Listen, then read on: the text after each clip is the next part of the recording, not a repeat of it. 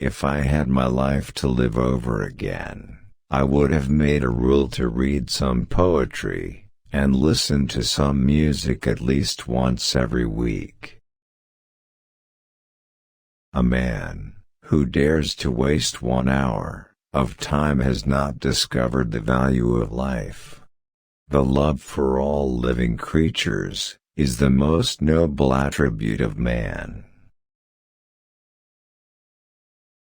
If the misery of the poor be caused, not by the laws of nature, but by our institutions, great is our sin.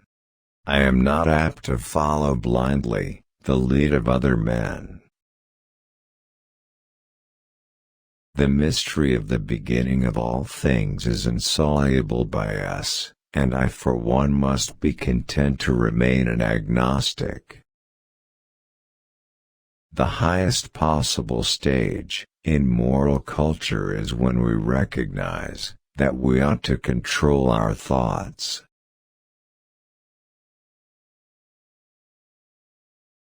We stopped looking for monsters under our bed when we realized that they were inside us. Intelligence is based on how efficient a species became at doing the things they need to survive. Blushing is the most peculiar and most human of all expressions. Man selects only for his own good, nature only for that of the being which she tends. I see no good reasons why the views given in this volume should shock the religious views of anyone. Freedom of thought is best promoted by the gradual illumination of men's minds, which follows from the advance of science. I am not the least afraid to die. It is not the strongest of the species that survives, not the most intelligent that survives. It is the one that is the most adaptable to change.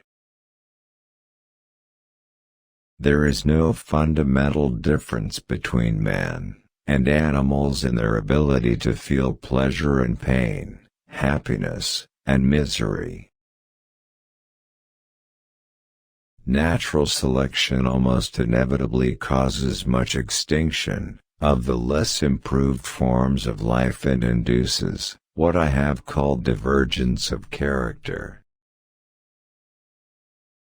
The question of whether there exists a creator and ruler of the universe has been answered in the affirmative by some of the highest intellects that have ever existed.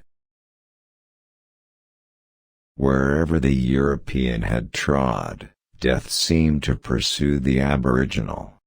Often a cold shudder has run through me, and I have asked myself whether I may have not devoted myself to a fantasy.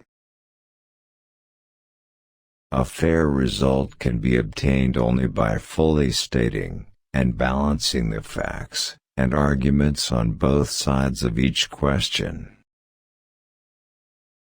The limit of man's knowledge in any subject possesses a high interest which is perhaps increased by its close neighborhood to the realms of imagination.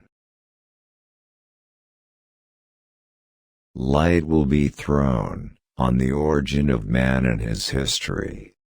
I am convinced that natural selection has been the main, but not exclusive means of modification. One lives only to make blunders.